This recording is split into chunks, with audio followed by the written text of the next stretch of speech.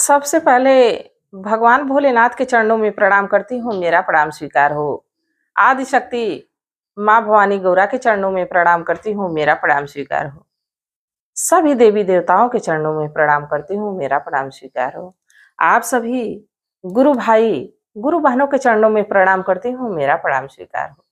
गुरु भाई गुरु बहनों, आप लोगों के साथ से, आप लोगों के सपोर्ट से महादेव की कथा और शिव भक्तों तक पहुंचती है। आप लोगों के साथ के बिना हमारी कहानी, हमारा बोलना सब कुछ व्यर्थ हो जाएगा। जब तक आप लोग सुनेंगे नहीं, आप लोग साथ नहीं देंगे, तो आप लोग कथा को सुनते हैं, इसके लिए बहुत बहुत धन्यवाद। और जैसे कथा को आप लोग सुनते हैं गुरु भाई गुरु बहनों, उसी तरह लाइक शेयर जरूर कर दिया करिए। आप लोग शेयर करेंगे तभी कथा और शिव भक्तों तक जाएगी, तो ज्यादा से ज्यादा शेयर करिए। अगर जो आप लोग चैनल पे नए हैं तो सब्सक्राइब कर लीजिए, ताकि जो भी वीडियो पड़े, जो भी कथा पड़े, वो आप लोगों तक आसानी से पहुंच जाए। कमेंट में महादेव का नाम जरूर लिखिए। महादेव का नाम लिखने से, बोलने से सारे कष्ट दूर हो जाते हैं, सारी परेशानी दूर हो जाती है। और मैं ऐसा आप लोगों को लिखने के लिए, बोलने के लिए बताती हूँ, तो ऐसा नहीं है कि होता नहीं होता है। मेरे साथ हुआ है तो मैं आप लोगों को बताती हूँ। मेरी अनुभूतियां हैं कि जब से मैं भगवान का गुणगान करने लगी, जब से महादेव की शरण में आ गई, मैं शिव को गुरु तो समझिए आज 10-12 साल से बनाई हूँ। बाकी बीच में 1 ही 2 साल के बाद मैं छोड़ दी थी। मैं महादेव की पूजा पाठ ही करना छोड़ दी। कुछ कष्ट आया, कुछ परेशानी आई, कुछ ऐसी राह मिल गई जहां महादेव की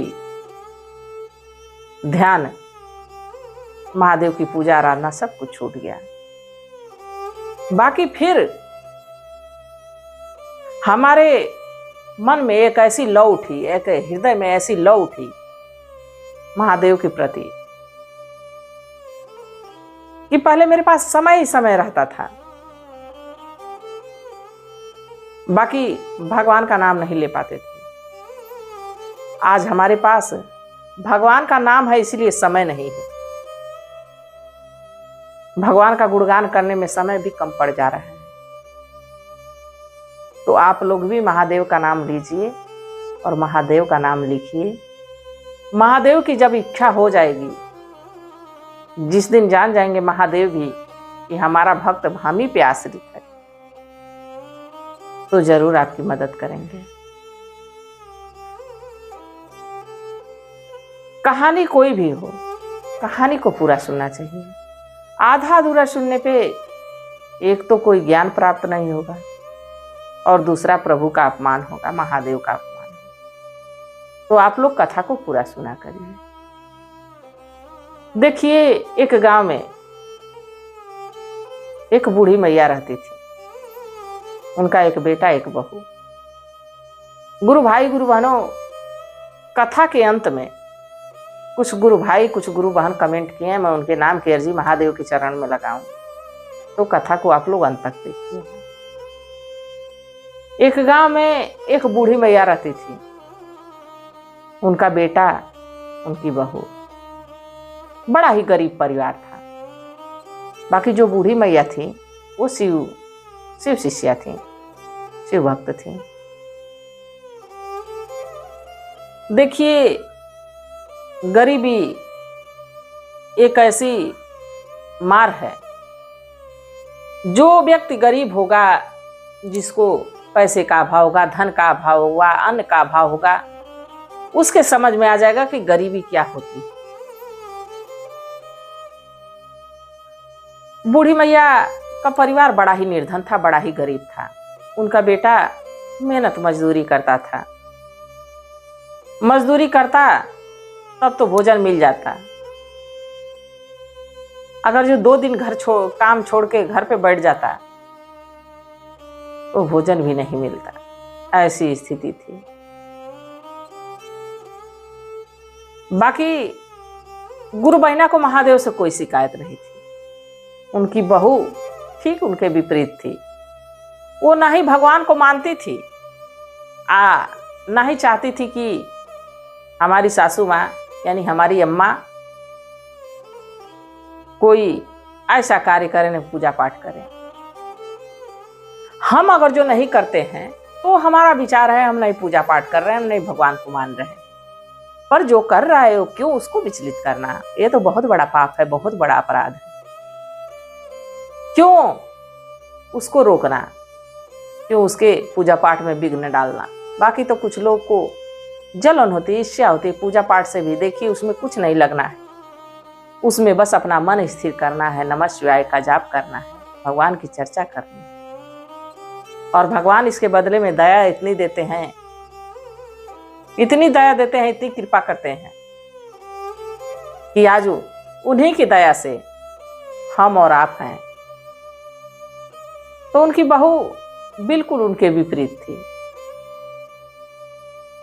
हमेशा गुरु बहिना से वो ईर्ष्या करती थी, जलती थी कि हमारे पति इतना मेहनत करते हैं और ये है तो हमेशा पूजा पाठ में लगी रहती है, हमेशा भगवान के आराधना में अपनी लगी रहती है। इसको कोई नहीं फर्क पड़ता है कि हमारा बेटा कितना परेशान रहता है। पर उसको ये नहीं पता था कि हमारी माँ, हमारी सासू माँ हमारे पति की सलामती के लिए हमेशा महादेव से दया मांगती। उनको भोजन भी देती थी तो उसको जलन होती थी कि हमारा पति इतना मेहनत करके ला रहा है। और बुढ़िया का देखो, बूढ़ी माँ का यही काम था कि उनको अगर जो 2 रोटी देती थी तो 1 रोटी वो महादेव को भोग लगा देती थी और 1 रोटी खाती थी। ये बात बहू को बड़ी बुरी लगती थी कि देखो हमारा पति इतनी मेहनत से आता है कमा के, और बुढ़िया को मैं 2 रोटी देती हूँ, 1 रोटी भोग लगा देती है, 1 रोटी खाती है, 1 रोटी व्यर्थ में बर्बाद कर रही है। अगर जो नहीं खाना रहता है तो मना कर देती तो वो रोटी बच जाती तो हम लोग दूसरे टाइम खाते। उसको इतना परेशानी थी। अब धीरे धीरे समय बीतते रहा तो देखते देखते जब परेशान हो गई तो कही कि लाओ अब 1 ही रोटी बुढ़िया को देंगे। जब 2 रोटी देते हैं तो 1 रोटी चढ़ा देती, 1 ही में इसका पेट भर जाता है, तो अब 1 ही देंगे। जब 1 देंगे तो खुद ब खुद ये भोग नहीं लगाएगी। अब बूढ़ी माँ को 1 रोटी देना शुरू कर दी। जब 1 रोटी देना शुरू कर दी तो बूढ़ी माँ उसमें से आधा टुकड़ा करती, आधा महादेव को भोग लगा देती, आधा अपने स्वयं भोजन करती। धीरे धीरे समय बीतता रहा। एक दिन बहू अपने पति से शिकायत की, देखिए जी मैं बहुत दिनों से आपसे कुछ कहना चाहती हूँ, कह नहीं पाती। तो लड़का कहा कि अरे भाग्यवान बताओ क्या बात है। कही आपकी माँ जी बिल्कुल अत कर दी हैं। आप इतना मेहनत से, इतना कष्ट से कमा के लाते हैं और आपकी माँ उस अन्न का अनादर करती हैं। मैं देती हूं उनको भोजन करने के लिए और वो स्वयं भोजन नहीं करके भोजन को महादेव को भोग लगा देती है। आप कितनी कड़ी मेहनत करते हैं। लड़का कहा बात तो सही है, रुको मैं माँ से बात करता हूं। माँ के पास गया, कहा माँ मैं बड़ी मेहनत से कमाता हूं, तुम इस तरह भोजन मत बर्बाद किया करो। तो बूढ़ी मैया कहीं बेटा कहाँ मैं भोजन बर्बाद करती हूँ, पहले तो 2 रोटियां मिलती थी, अब 1 ही रोटी मिल रही। और जहां तक बर्बाद करने की बात रही तो मैं खाऊं और मेरे महादेव नहीं खाएं। मैं महादेव को भोग लगाती हूँ बेटा, तुमसे अलग से नहीं मांगती हूं, मैं तो अपने भोजन में से ही महादेव को भोग लगाती हूँ। लड़का कहा कि जितना तुमको खाना है उतना खाओ, पर ये भोग वोग मत लगाया करो। बूढ़ी माँ कुछ नहीं बोली। देखिए औरतों का एक बहुत बड़ा महत्वपूर्ण रसोई में काम रहता है। पहली रोटी गाय के लिए होती है और जो लास्ट में रोटी बनाते समय हम परथन लेते हैं रोटियां बनाने के लिए, जो परथन बच जाती है तो उसको रखना नहीं चाहिए कि हम ये दूसरे टाइम बना के खाएंगे। वो चीटा चीटियों के लिए होता है, वो ऐसे जीव के लिए होता है कि उसको फिर से दोबारा रखना नहीं चाहिए। जिसके हिस्सा का है उसको दे देना चाहिए। आप इतना कार्य करना शुरू कर दीजिए, देखिए आपके जीवन में किस तरह खुशी आती है, किस तरह सुख आता है। बेटा तो कह के चला गया बूढ़ी माँ, महादेव से कहीं कि हे महादेव, ये मूर्ख है, नादान है, इसे क्षमा करिएगा, इस पे दया बनाए रखिए। माँ ऐसी होती है गुरु भाई गुरु बहनों। माँ अपने बच्चों के लिए कोई भी कष्ट रहे उसको सहने के लिए तैयार रहती। इतनी बड़ी बात बोल के चला गया, फिर भी लड़के के लिए महादेव से दया ही मांग रही।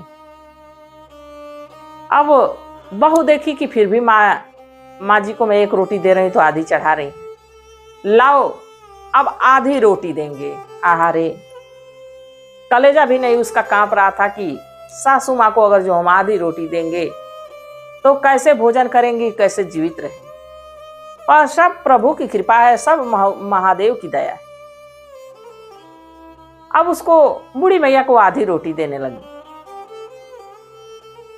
अब बूढ़ी मैया उसी आधी रोटी में से एक टुकड़ा महादेव को भोग लगाती और एक टुकड़ा स्वयं खाती। अब एक टुकड़े में कितना पेट भरेगा गुरु भाई गुरु बहन, उसी को खा के पानी पीती। धीरे धीरे उनका स्वास्थ्य खराब होने लगा। समय बीतता रहा, समय बीतता रहा। एक दिन जो बूढ़ी मैया थी उनके लड़के की तबीयत खराब हो गई, काम पे नहीं गया। तो उस दिन बूढ़ी मैया की बहू थोड़ा सा आटा था, उसकी रोटियां बनाई, अपने पति को भी खिलाई, अपने भी भोजन की। और जैसा कि आधा टुकड़ा देती थी, अपनी माँ जी को आधा रोटी दी। अगले दिन घर में एक अन्य का दाना नहीं था। बच्चा लड़का बीमार था बूढ़ी मैया का, काम पे गया नहीं। फिर अब भोजन के लिए कुछ नहीं था। बूढ़ी मैया कहें कि बहू आज भोजन नहीं दोगी क्या? बहू कही कि भोजन नहीं है, रोटियां नहीं है कि मैं आपको दूं, कहीं मेरे महादेव भूखे रह जाएंगे। आपको महादेव की पड़ी है। बहू कह रही है आपको महादेव की पड़ी है, इधर हमारा पति बीमार है और आपको अपनी महादेव की भूख की पड़ी है। वो पत्थर कहीं खाता है? उसको भूख लगती है? मैया कहीं बहू ऐसा मत कहो, श्रद्धा से खिलाओगी तो भगवान जरूर खाएंगे। तो कही कि आप ही खिलाइए, आप ही बड़ी श्रद्धा वाली बनती हैं तो आप ही खिलाइए। बूढ़ी मैया सोची कि अब तो बेटा बीमार हो गया, अब मुझे ही कुछ करना पड़ेगा, नहीं तो कैसे इसका दवा होगा, कैसे इसका तबीयत ठीक होगा। महादेव से दया मांगने लगी। घर में से निकली, अपने गांव से दूसरे गांव में गई। वहां गई, एक सेठ के घर झाड़ू बर्तन पोछा, सारा उसका काम, गेहूं फटकना, चावल फटकना, सब कुछ की। इसके बदले में थोड़ा अनाज और थोड़ा पैसा वो लोग दिए। घर लेके आए, बहू भोजन बना दो, हमारे महादेव भूखे होंगे, तुम लोग भी भोजन कर लेना। बहू भोजन बनाई, थोड़ा चावल पकाई, थोड़ी सब्जी दाल बनाई। अपने लिए और अपने पति के लिए तो पूरा भोजन रख ली, पर बूढ़ी मैया को बस एक ही 2 कवर चावल दी, थोड़ी सी सब्जी, थोड़ी सी दाल दी। बूढ़ी मैया उसी में से एक कौर खा के पानी पी ली और एक कौर महादेव को भोग लगा दी कि हे प्रभु यही है, आज यही भोजन कर लीजिए, कल तो आप भूखे ही रह गए, हमें क्षमा करिएगा, हम पे दया करिएगा, हमारा पुत्र अच्छा। देखिए ऐसी माँ होती हैं कि अपने बच्चों के लिए हमेशा दया मांगती रहती। अब बूढ़ी मैया देखी कि अभी भी हमारा बेटा ठीक नहीं, बहू से कहीं ऐसा है बहू कि पड़ोस के गांव में बहुत बड़ा शिव चर्चा हो रहा है, वहां भंडारा भी। मैं जा रही हूँ वहां शिव चर्चा में, महादेव से दया मांगूंगी कि हमारा बेटा जल्दी ठीक। बहू कह रही है आप दया मांगने जा रही हैं कि ये मनाने जा रही हैं कि कब मेरा बेटा मर जाए। बूढ़ी माँ रोती हुई कि देखो कैसे बोल रही है हमारी बहू, कितना कटु वचन बोल रही। बूढ़ी माँ रोते हुए घर से निकली और गई पड़ोस के गांव में। एक बहुत बड़े सेठ महाजन थे, वो शिव चर्चा करा रहे थे। वहां पे भंडारे का भी कार्यक्रम आयोजित था। शिव चर्चा शुरू होने वाला ही था कि सेठ जी से कोई आके कहा कि जो भोजन बनाने वाली औरत आने वाली थी उसकी तबीयत खराब है, वो आई नहीं। अब सेठ जी बड़े चिंतित।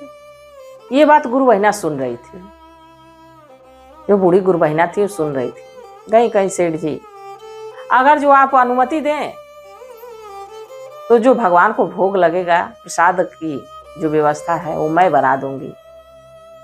सेठ जी कहे कि आप तो बिल्कुल बूढ़ी हो गई हैं, आपसे काम होगा?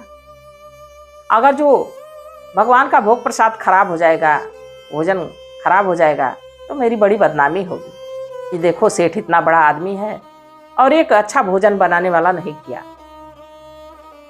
तो आपसे नहीं हो पाएगा। बूढ़ी मैया कहें कि सेठ जी एक बार हमारे पे विश्वास और भरोसा करके आप हमको बनाने दीजिए, मैं बहुत अच्छा भोग प्रसाद बनाऊंगी। सेठ जी उसके जीत पे मान गए, कहे ठीक है, अब हमारी इज्जत आपके हाथ में। बूढ़ी मैया मन में ही महादेव से कही कि प्रभु अब हमारी इज्जत आपके हाथ में। सेठ जी गुरु बहिना को कहे कि हमारी इज्जत आपके हाथ में, और गुरु बहिना सीधे महादेव से कही कि हमारी इज्जत आपके हाथ में। अब महादेव का नाम ली, भोग बनाना शुरू कर दें। भोग प्रसाद के लिए हलवा बनाई, खीर बनाई, पूड़ी सब्जी सब कुछ बनाई। शिव चर्चा शुरू हुआ, खूब बढ़िया शिव चर्चा हुआ, भजन हुआ। इसके बाद जब शिव चर्चा का समापन हुआ तो प्रसाद वितरण की जब बारी आई, आरती पूजा के बाद जब प्रसाद बंटने लगी तो सब लोग वाह वाह कि क्या भोजन बना है, क्या बढ़िया प्रसाद बना है। आज तो ये भोजन महादेव भी करके तृप्त हो गए होंगे, आज तो जरूर यहाँ महादेव आए होंगे, ऐसा भोजन बना है। सेठ जी तारीफ सुन के फूले नहीं समा रहे थे। जब सारे लोगों को प्रसाद बटा गई तो बूढ़ी माँ के पास आए। सेठ जी कहे, बूढ़ी माँ आज आप हमारी इज्जत रख दी, आज हमारी लाज रख दी, नहीं तो लोग कहते इतना धनवान व्यक्ति है और बढ़िया प्रसाद भी नहीं बनवाया। आप प्रसाद इतना बढ़िया बनाई थी कि लोग बड़ी तारीफ हमारी की। अब सेठ जी प्रसन्न होके उसको पैसा 11,000 रुपए दिए, साथ में खूब ज्यादा पूड़ी सब्जी हलवा खीर प्रसाद सब कुछ दे के, और अपने एक नौकर के से हाथ गुरु बहिना के घर तक छोड़वाए।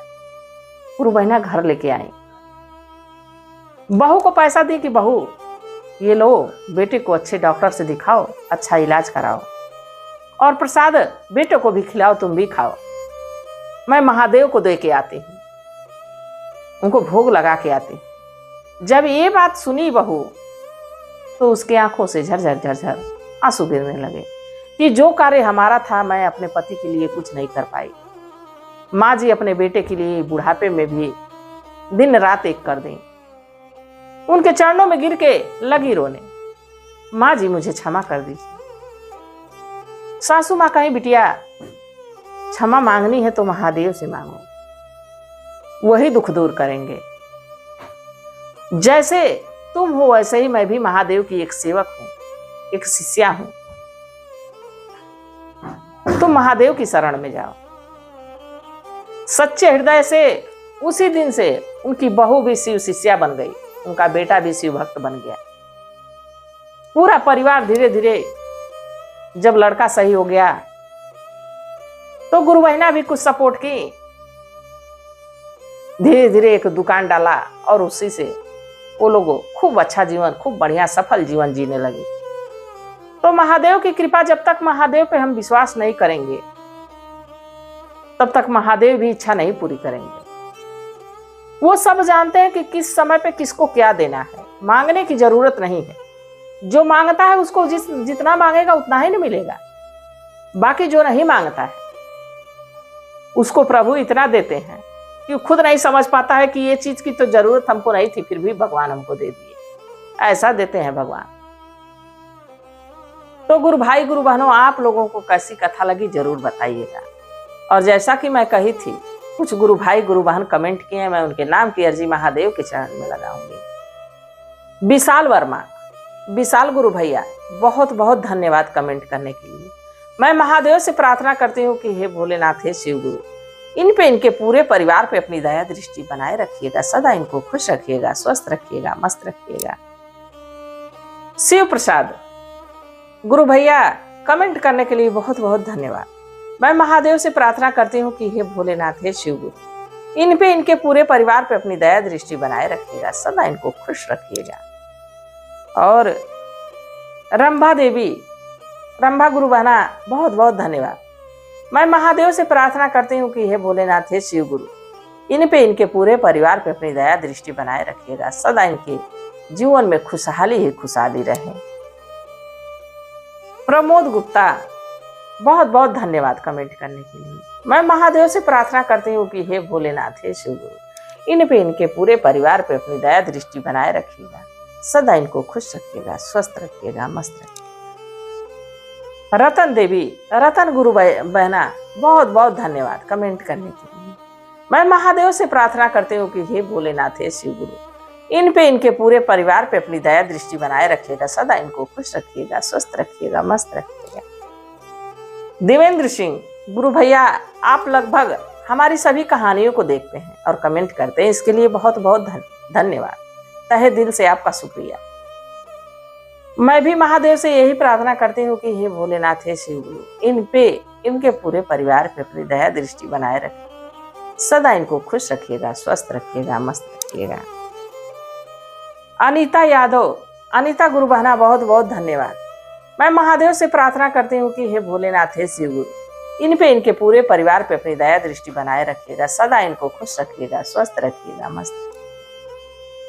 और सीमा देवी, सीमा गुरु बहना, कमेंट करने के लिए बहुत बहुत धन्यवाद।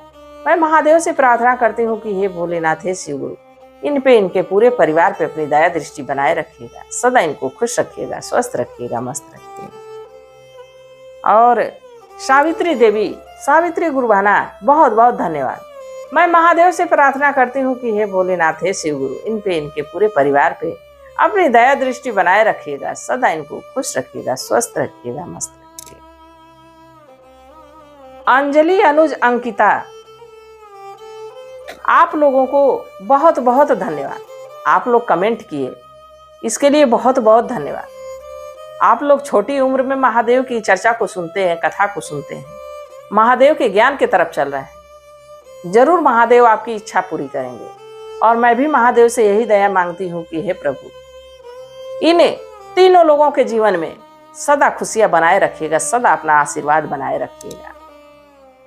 और मिथिलेश कुमार, मिथिलेश गुरु भैया, बहुत बहुत धन्यवाद कमेंट करने। मैं महादेव से प्रार्थना करती हूँ कि हे भोलेनाथ, हे शिव गुरु, इन पे, इनके पूरे परिवार पे अपनी दया दृष्टि बनाए रखिएगा। सदा इनको खुश रखिएगा, स्वस्थ रखिएगा, मस्त रखिएगा। और रीना देवी, रीना गुरु बहना, बहुत बहुत धन्यवाद कमेंट करने के लिए। मैं महादेव से प्रार्थना करती हूँ कि हे भोलेनाथ, हे शिव गुरु, इन पे, इनके पूरे परिवार पे अपनी दया दृष्टि बनाए रखिए। सदा इनको खुश रखिएगा। गुरु भाई गुरु बहनों, जैसे मैं सबके लिए दया मांग रही हूँ, ऐसे सारे लोग मिलके सबके लिए दया मांगे, ताकि सबके जीवन में सुख संपत्ति बनी रहे, सबका जीवन आगे बढ़े, इसी कामना के साथ। हर हर महादेव।